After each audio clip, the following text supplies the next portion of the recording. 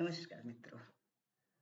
तो जो हमारी श्रृंखला चल रही है कि कुछ पहले के कुछ कम जाने जाने वाले लेखकों के कहानी वाचन की उसकी तीसरी कड़ी में आज हम लेकर आए हैं आपके सामने कैलाश चंद्र शर्मा जी का ये कहानी संकलन बाड़े का आदमी, और वाचन भी करेंगे इसकी शीर्षक कहानी बाड़े का आदमी का ही। ये इस संकलन की प्रथम कहानी है और ये संकलन जून 1988 में 1988 में प्रकाशित हुआ था। कानपुर में प्रकाशित हुआ था। कानपुर से ही प्रकाशित हुआ था। प्रकाशन भी वहीं का है, प्रिंटर भी वहीं का है। और कैलाश चंद्र शर्मा जी उन दिनों कानपुर में ही रहते थे, ट्रांसपोर्ट नगर कानपुर में। यद्यपि उनका जन्म दिसंबर 1958 में हरियाणा के महेंद्रगढ़ जिले के गांव सागरपुर में हुआ था। जो परिचय किताब में दिया हुआ है उसके अनुसार इनकी विभिन्न पत्र पत्रिकाओं में 30-35 कहानियां और कुछ लघु कथाएं भी प्रकाशित हुई थी। कुछ रचनाएं पुरस्कृत भी हुई थी और कुछ कहानियों का कन्नड़ और उड़िया में अनुवाद भी हुआ था। और उस समय एक उपन्यास प्रकाशाधीन था। वैसे मैंने कोशिश करी थी कि इंटरनेट पर कुछ और जानकारी मिल जाए उनके विषय में, लेकिन पता नहीं हम ठीक से सर्च नहीं कर पाए या है ही नहीं उपलब्ध, मालूम नहीं है। लेकिन ये कहानी संग्रह तो उनका प्रकाशित हुआ था और इसकी एक कहानी का हम अब वाचन करते हैं। चलिए जुड़ते हैं। गांव के परिवेश से जुड़ी हुई, उसी परिवेश में लिखी हुई कहानी है। तो जो शब्दावली है वो भी वातावरण और परिस्थितियों के अनुकूल है। और जिन लोगों ने वैसे गांव देखे हैं, मेरा मानना है ये कहानी उनको वहां जरूर लेकर पहुंचेगी। तो चलिए सुनते हैं कहानी, कैलाश चंद्र शर्मा जी की कहानी बाड़े का आदमी। तो चलिए सुनते हैं कैलाश चंद्र शर्मा जी की कहानी बाड़े का आदमी। ये हमारा बाड़ा है, गांव के बिल्कुल बाहर आखिरी छप्पर, जहां ढोर डांगर बांधे जाते हैं। बचपन से ही मैं देखता आया हूं, शाम को जानवरों को चारा डाल, दूध निकाल, ठीक से फलसा चढ़ाकर हम घर आ जाते थे। और फिर सुबह तड़के चारा भूसा डालने और उन्हें दुहने जाते थे। एक कोने में गाय, एक कोने में भैंस, एक तरफ बछड़ा और बाहर ऊंट। और आज एक कोने में मुझे भी डाल दिया गया है। बहुत चिल्लाया मैं, बहुत चिल्लाया, अरे मैं आदमी हूं, डांगर नहीं हूं। बीमार हूं तो क्या गोबर मूत्र में लापटक दोगे? पर मेरी किसी ने नहीं सुनी, किसी ने नहीं सुनी, और आखिर लाकर यहां पटक दिया।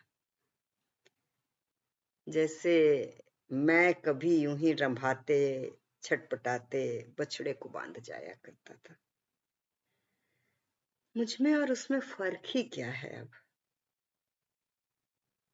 इन सब के साथ मुझे भी दाना पानी डाल दिया जाएगा और फिर बाड़ा बंद। सुबह फिर इनके साथ ही मेरी भी कुशल क्षेम पूछ ली जाएगी। कहते हैं मेरी बीमारी दूसरों को लग जाएगी और घर में गूमूत की सड़ांध फैलती है तो खाना भी नहीं खाया जाता है। मैं खा पाऊंगा या नहीं ये कोई नहीं सोचता, कोई नहीं सोचता। अरे मुझे मार ही डालो, जहर दे दो, टंटा ही कटे, मैं चिल्लाता हूं।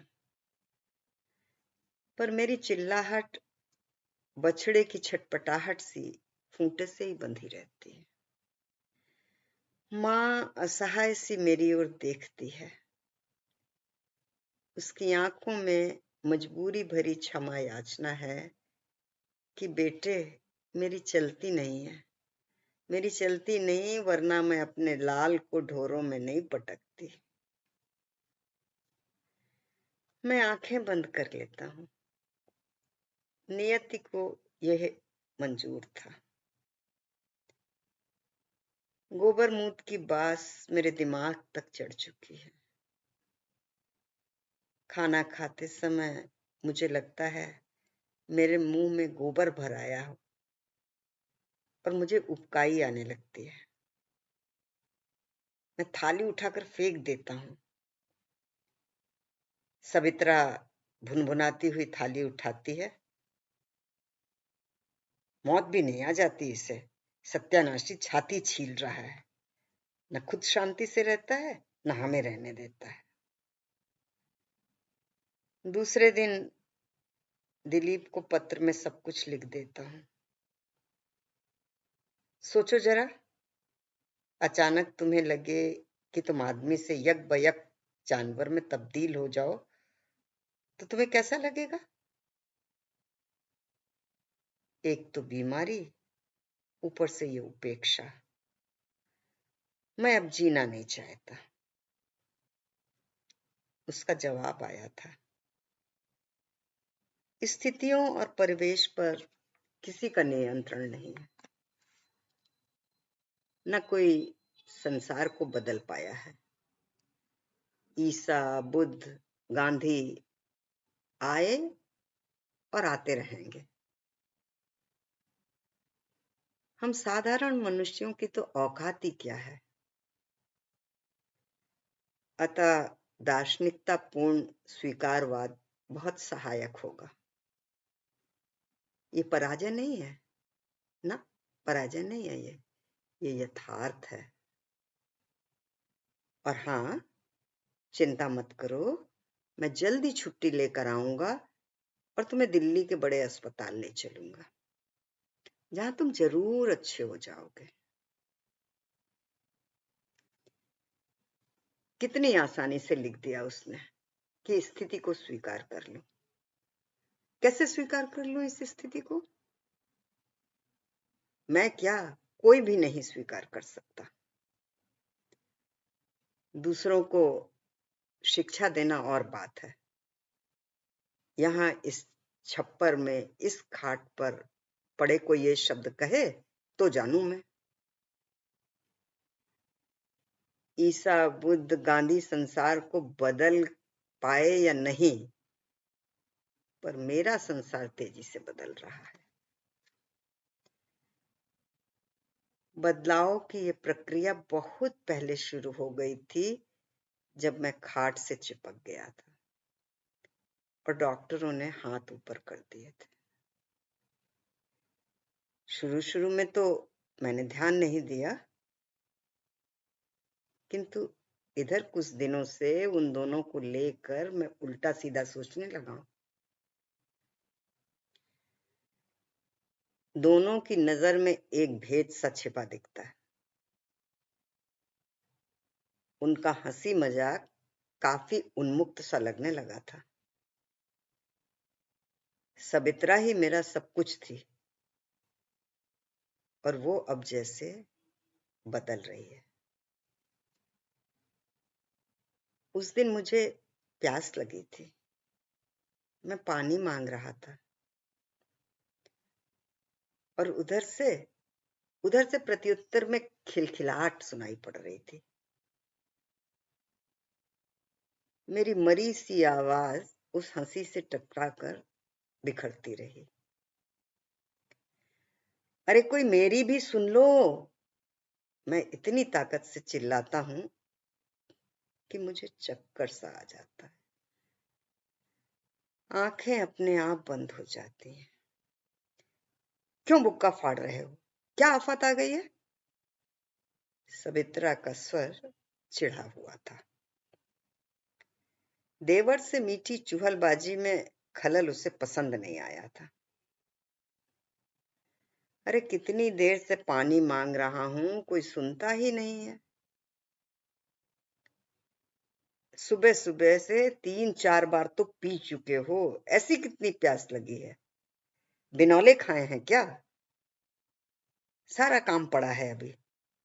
गाय को सानी करनी है, भैंस को पानी पिलाना है, खेत से हरा काट कर लाना है। वो भुन भुन करती पानी का गिलास लेकर आती है। लो गिट लो। मैं एक बार उसे देखता हूं, एक बार गिलास को। मैंने पानी मांगा तो काम याद आने लगे। अभी जब मस्खरी हो रही थी तब बिनौले खाए हैं। मैं पूछता हूं क्या आदमी बिनौले खाते हैं? मैं गिलास जोर से फेंक देता हूं। तुम लोग चाहते हो मैं मर जाऊं, मैं भी यही चाहता हूं, पर भगवान मुझे बुलाता ही नहीं तो मैं क्या करूं? मैं काफी कुछ और भी कहना चाहता था, पर बोलने की ताकत नहीं रही और आंख मूंद कर लेट गया। उस दिन मुझे समझ में आने लगा कि मैं अब यहाँ मवेशी सा ही हूं। या शायद उतना भी नहीं। वे तो काम करते हैं, दूध देते हैं, बात बेबात लठ भी खा लेते हैं, और मैं खाट पे पड़ा सिर्फ खाता हूं। लठ तो दूर, मुझे बात भी बर्दाश्त नहीं होती, क्योंकि मैं अपने आप को मवेशी नहीं, मास्टर सत्यपाल समझता हूं। मास्टर सत्यपाल, जिसे सब नमस्ते करते हैं। घर से स्कूल तक पहुंचते पहुंचते सैकड़ों अभिवादनों का जवाब देना पड़ता है। बच्चे, बूढ़े, जवान, हर कोई इज्जत करता हो जिसकी, वो मास्टर सत्यपाल मवेशी कैसे बन जाए? कैसे स्वीकार ले इस स्थिति को? मैं इतिहास पढ़ाता था। पौराणिक इतिहास में मेरी बड़ी रुचि थी। किसी भी खाली पीरियड में बच्चे घेर कर बैठ जाते, गुरुजी कहानी सुनाइए। मैं कुर्सी से उठकर मेज पर बैठ जाता और बच्चे मुझे घेर कर। मुझे लगता जितना अच्छा बच्चों को कहानी सुनना लगता, उतना ही या उससे ज्यादा मुझे कहानी सुनाना लगता। रामायण, महाभारत, सत्यवान सावित्री, नल दमयंती, राजा भोज, विक्रमादित्य और भी बहुत सी कहानियां। अंत में बच्चों को शिक्षा भी देता। पत्नी हो तो सीता सावित्री जैसी, और भाई हो तो लक्ष्मण जैसा। पर आज इस खाट पर आते ही सब बेकार लग रहा है। काल्पनिक, किसी मंजे हुए कथाकार की ऊंची कल्पना है, यथार्थ से कोसों दूर आडंबर बनावट लिए हुए। मेरा नाम सत्यवान नहीं है, सत्यपाल है, और उसकी सावित्री की जगह सवित्रा। कोई खास फर्क नहीं था, पर कहानी में बहुत फर्क है। बहुत फर्क क्या, बिल्कुल उल्टा है। वो सावित्री यम से सत्यवान को छुड़ा लाई थी, और ये उससे प्रार्थना कर रही है कि वो उसे उठा ले ताकि वो शांति से जी सके। उसका बस चले तो मेरा टेटवा दबा दे, पर शायद बदनामी का डर है। उस दिन मन इतना खराब हो गया था कि दिन भर खाना भी नहीं खाया मैंने। यूं ही पड़े पड़े छत की कड़ियां गिनता रहा, और उनमें घोंसले बनाती गौरैयों को देखता रहा। न पानी मांगा न दवाई ली। शाम को माँ खेत से आई, पास बैठकर माथे पर हाथ रखा। अरे, तुझे तो ताप चढ़ा है, दवाई ली कि नहीं ली? मैं बोलता नहीं हूं। देखता हूँ माँ की आंखों में वही ममता है जो बरसों पहले हुआ करती थी। उन आंखों में दर्द भी है, अपने लाल को यूं गलते हुए देखने की मजबूरी का। एक बार जी में आता हूँ, कह दूं दवाई तो नहीं खाई, बिनौले खाए थे, पर मुझे रुलाई आ जाती है।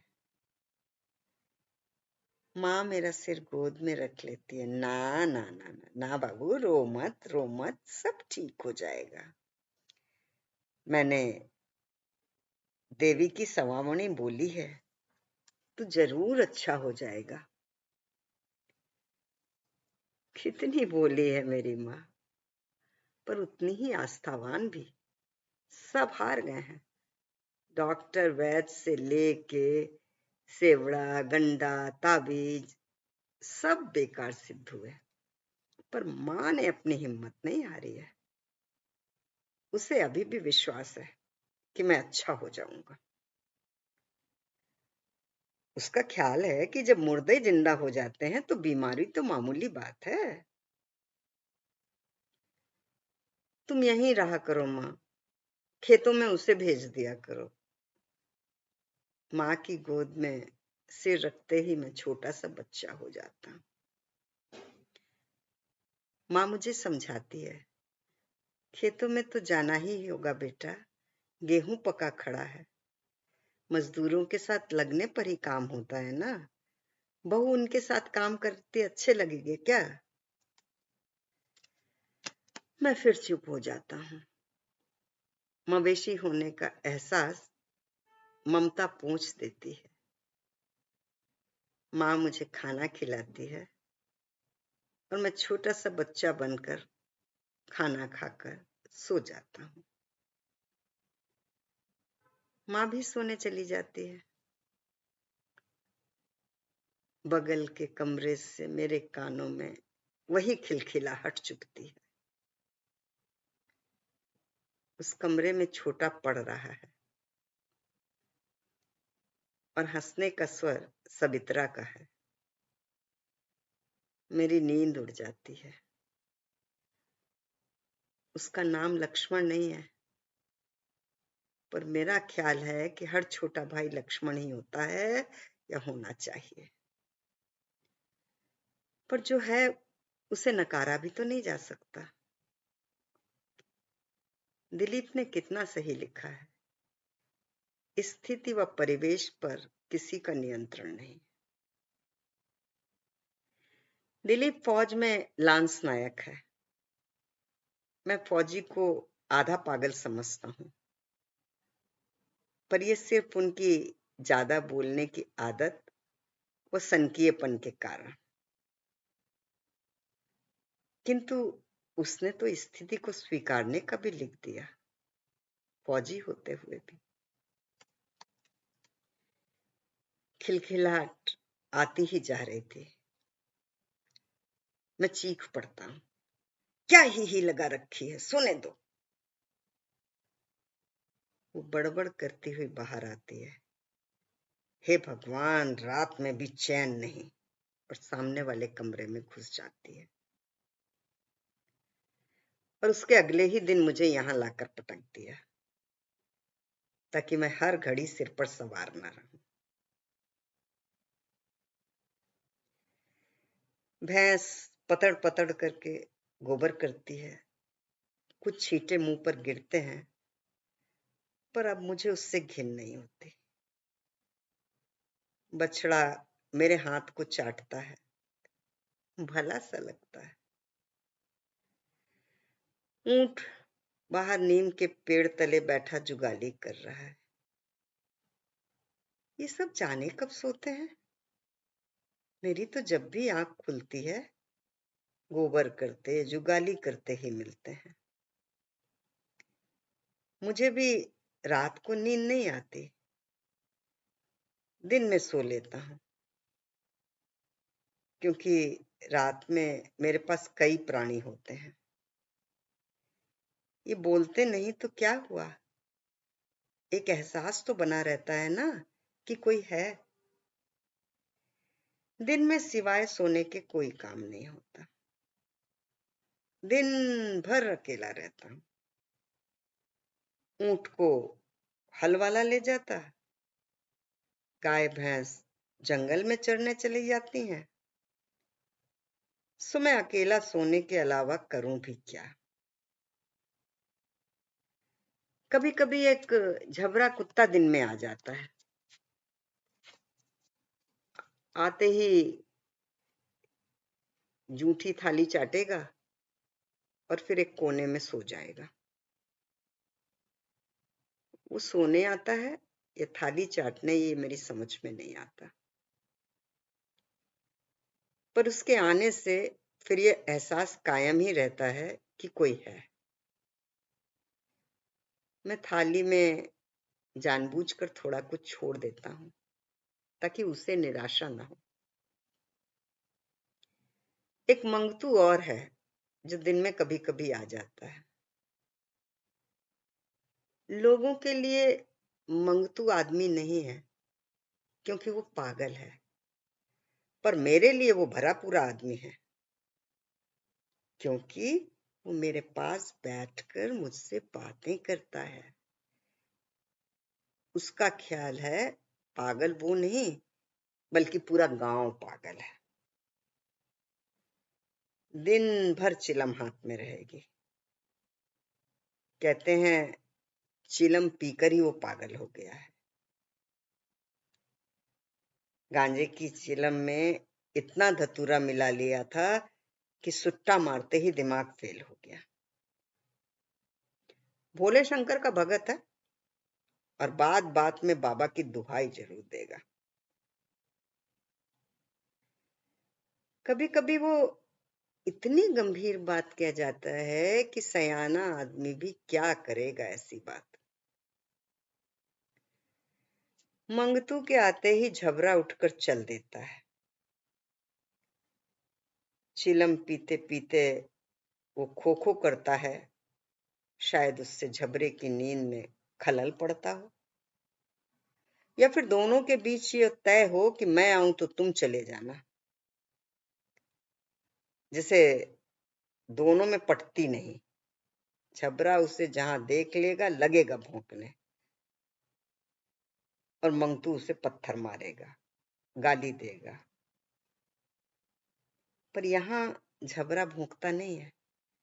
जब मंगतू आता है तो वो सोता रहता है और बाद में खाट पर बैठे देख मेरा मेहमान जान चुप रहता होगा।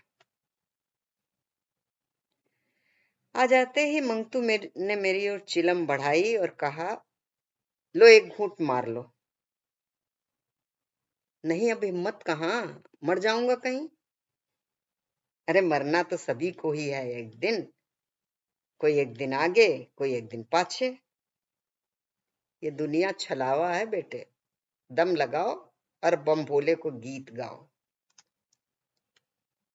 वो सुर्र सुर्र करके लंबा कस लगाता है और खो खो करने लगता है। झबरा नींद से जागकर उसे घूरता है, जैसे कह रहा हो ये क्या बदतमीजी है, और फिर उठकर चल देता है। मैं हवा में लोप होते धुएं को देखता हूं। वो फिर बोलने लगा। एक बार जब शुरू हो जाता है ना तो बिदके बैल सा रुकने का नाम ही नहीं लेता। बात को ठोस बनाने के लिए आगे पीछे भारी भरकम गालियां जोड़ देगा। तू यूं ही सूफी का सूफी मर जाएगा। भोले बाबा कहेंगे मिणक जून में रहकर भी कुछ नहीं किया। किसकी चिंता है तुझे, कौन है तेरे पीछे? एक औरत ना, औरत वो किसी की नहीं होती। जिसकी जांग में दम हो औरत उसी की होती है। वो और भी जाने क्या क्या बोलता रहता है, पर मेरे कानों में यही शब्द पड़ते हैं जैसे बार बार वो वही दोहरा रहा हो। वो कब उठकर चला गया मुझे पता नहीं। मुझे चक्कर सा आ जाता है और फिर नींद। जब गाय आकर रंभाई, बछड़े ने बाजू चाटना शुरू किया तो मेरी आंख खुलती है। शाम हो चुकी थी। आज माँ नहीं आई अभी तक।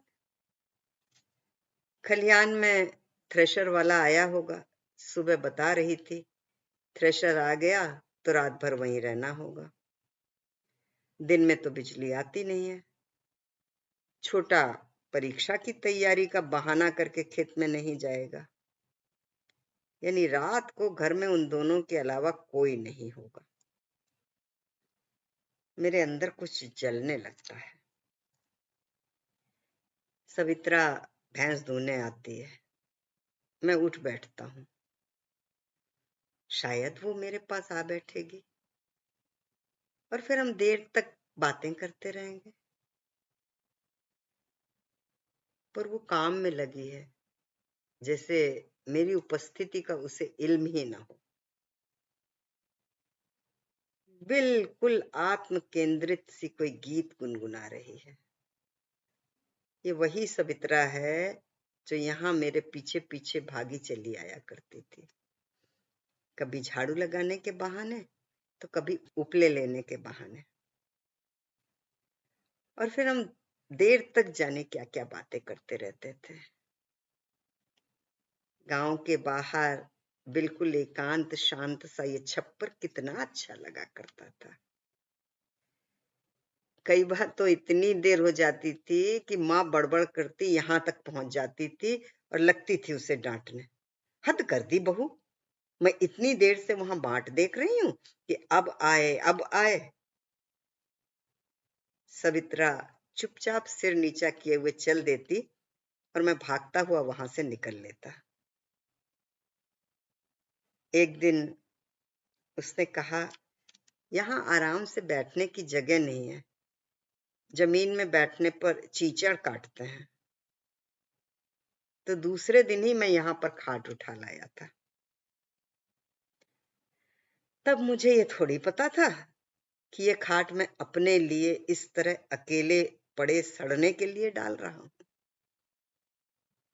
तब एकांत कितना अच्छा लगता था। इच्छा होती थी एक मैं रहूं और एक वो, बस। बाकी कोई कभी यहां आए ही नहीं। और अब ये एकांत शूल सा चुपता है। इच्छा होती है कि कोई आए, मंगतू झबरा या कोई भी, जो कुछ देर यहां बैठे। सवित्रा जाने लगती है तो मैं उसे आवाज देता हूँ, सभी सुनो जरा। ये शब्द मैंने काफी पुराने लहजे में कहे थे। वो पास आती है। हाँ बोलो, बैठो। नहीं, जाकर खाना बनाना है, पहले ही देर हो गई है। खेत में 4 आदमी का खाना जाना है, थ्रेशर चल रहा है। बोलो क्या बात है।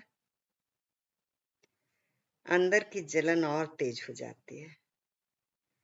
मेरे लिए तुम्हारे पास अब समय ही नहीं रहा, देर हो जाएगी, खाना बनाना है। मैं सब समझता हूँ क्या देर हो रही है, तभी मुझे यहाँ लाकर पटक दिया है। पर ईश्वर सब देखता है, वो तुझे कभी माफ नहीं करेगा। बात खत्म करते करते मैं उसे भारी सी गाली भी देता हूँ। वो फलसा चढ़ाकर चली जाती है, जैसे मेरी बातें सुनी ही ना हो, ये सुनी भी हो तो गाय भैंस के रंभाने सी लगी होंगी उसे। कोई मायने नहीं, बेकार जानवर। ठीक कहता है मंगतू। अब मेरी तो हालत खराब हो चुकी है, तो इस औरत पर मेरा हक खत्म हो गया है। मुझे ये स्वीकार कर लेना चाहिए। अंधेरा घिर आया है। बैठकर पास आले में पड़ी ढिबरी जलाता हूँ।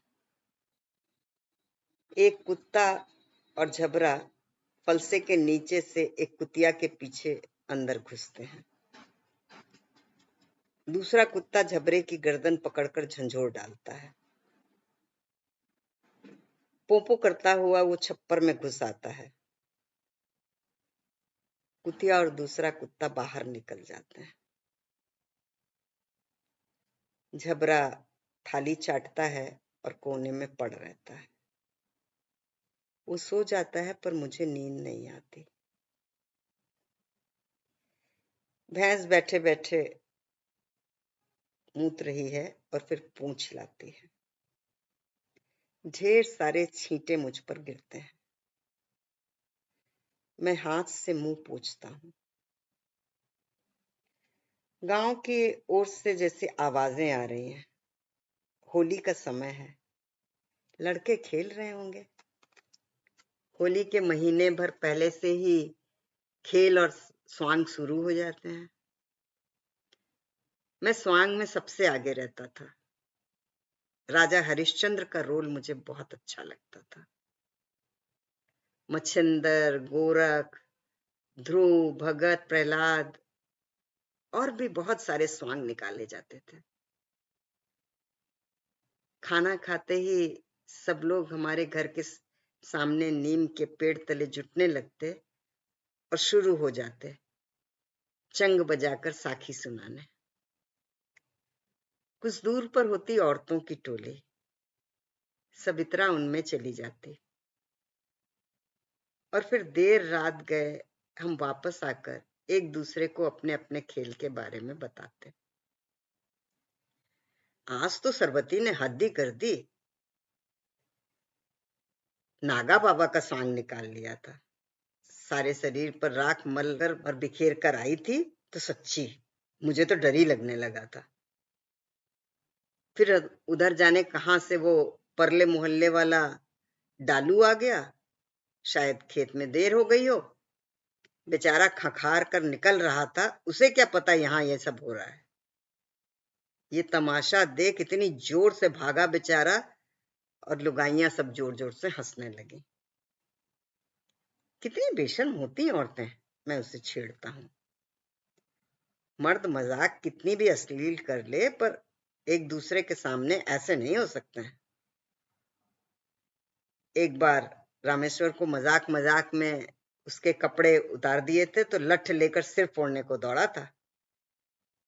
बड़ी मुश्किल से समझाया था कि भाई होली है। बस बस रहने दो, मुझे मालूम है कितनी शर्म वाले होते हैं मर्द। अभी थोड़ी देर में बताऊंगी। मैं हंसता हूँ। अरे तुम कोई दूसरी थोड़ी हो। हमारे जिस्म दो हो सकते हैं पर जान तो एक ही है। और मैं उसे कसकर भींच लेता। शुरू हो गए ना बताने कि कितनी शर्म वाले होते हैं मर्द। वो खिलखिलाती। कभी कभी तो बातों ही बातों में भोर हो जाती। माँ उठकर दही बिलोने लगती तो वो उठकर कुएं से पानी लाने चल देती कि कहीं माँ बड़बड़ाने ना लगे। और मैं देर तक सोता रहता।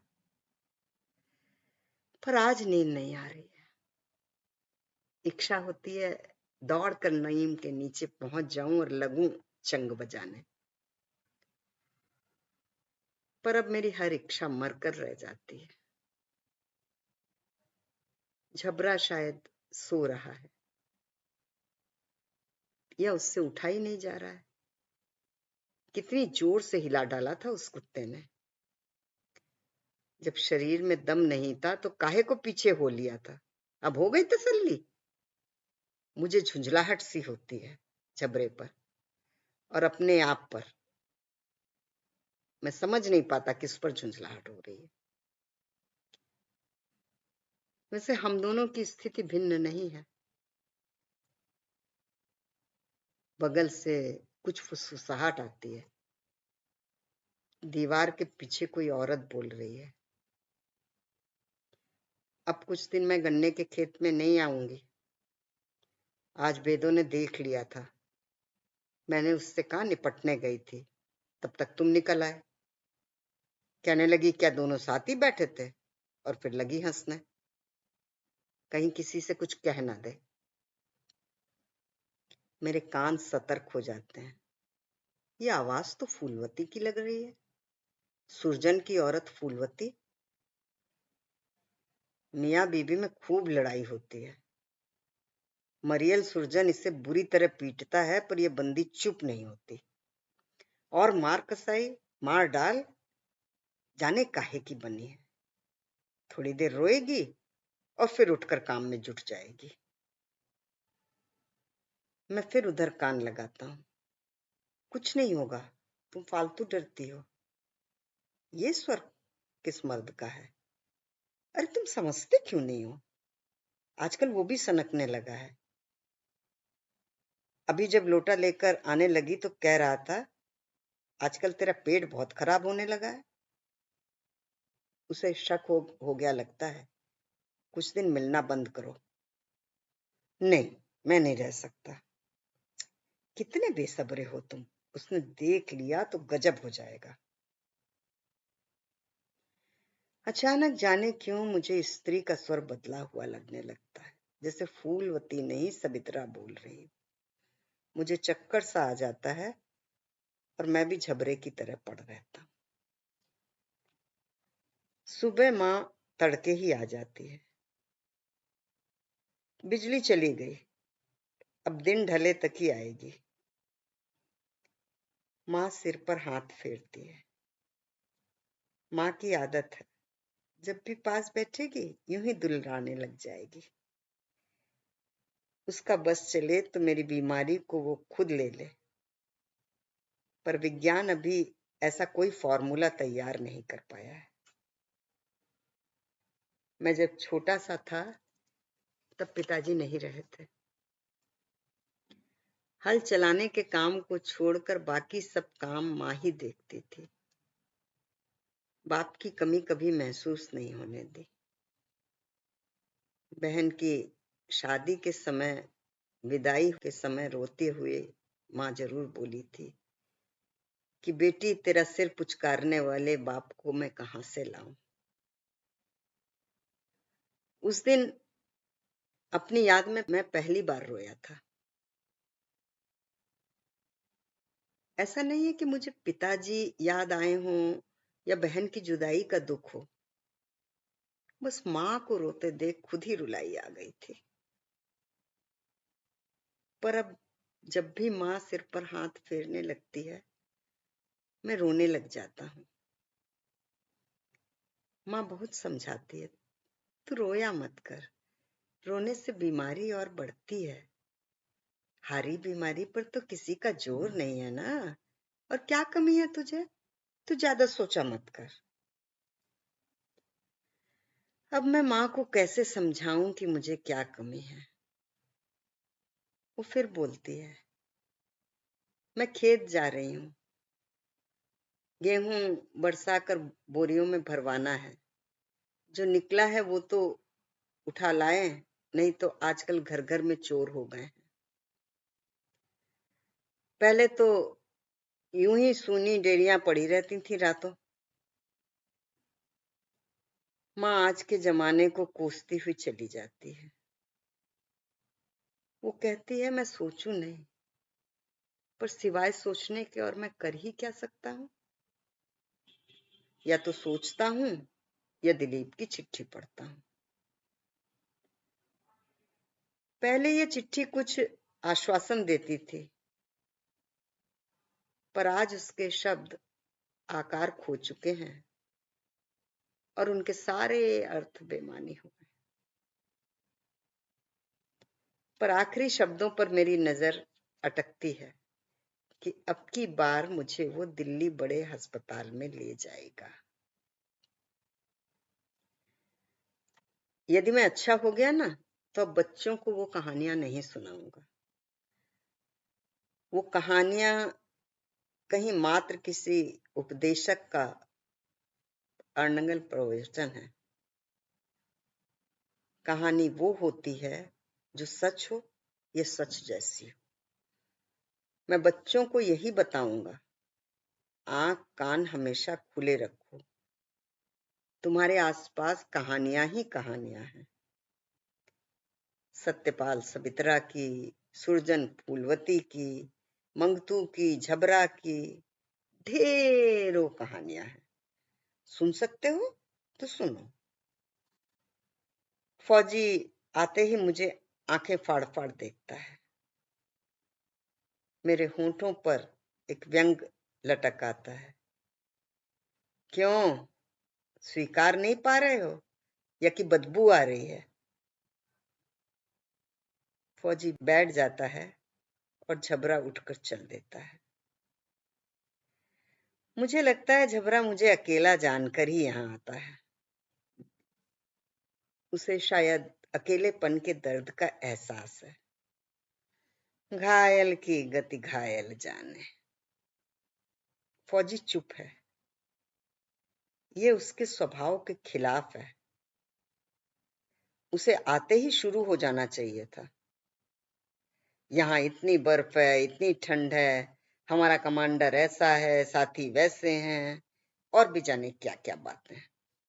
दिलेरी, बहादुरी, रोमांच की बातें।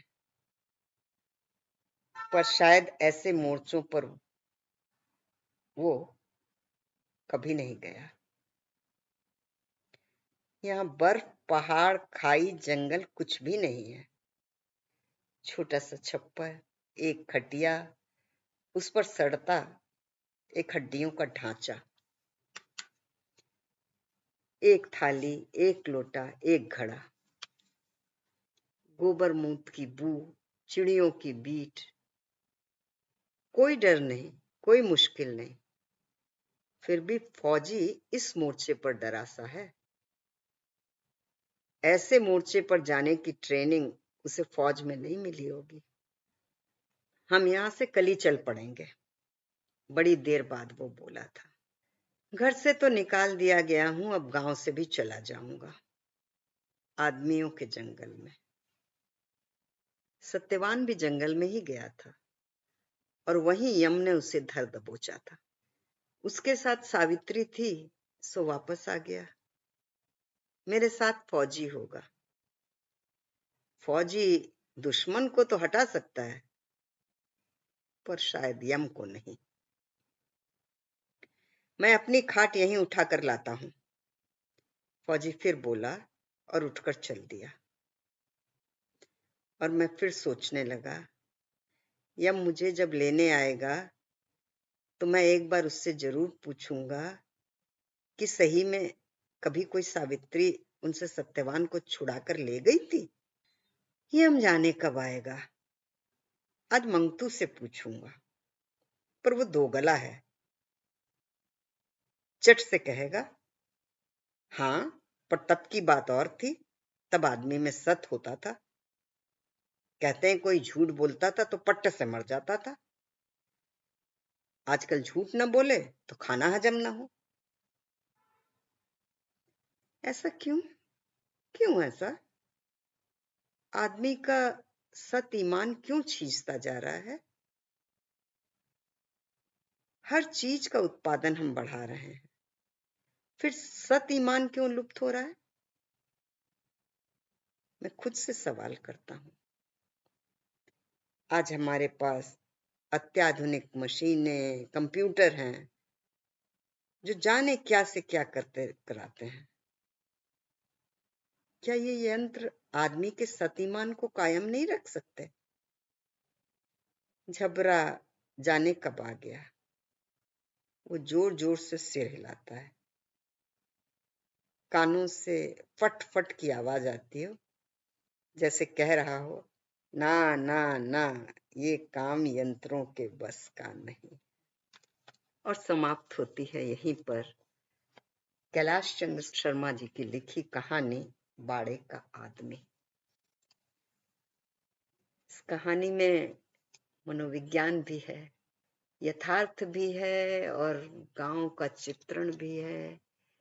बहुत सी चीजें जो अब नहीं है उनको भी संजो कर रखा गया है इस कहानी में। और भाषा, भाषा उस समय आदमी की जो मनो स्थिति होती है उसके अनुसार ही है। लेकिन बेचारगी, लाचारगी, बेबसी, एक बीमार व्यक्ति की उसको अभिव्यक्त करने में सफल रहे हैं कैलाश जी। नमस्कार, धन्यवाद।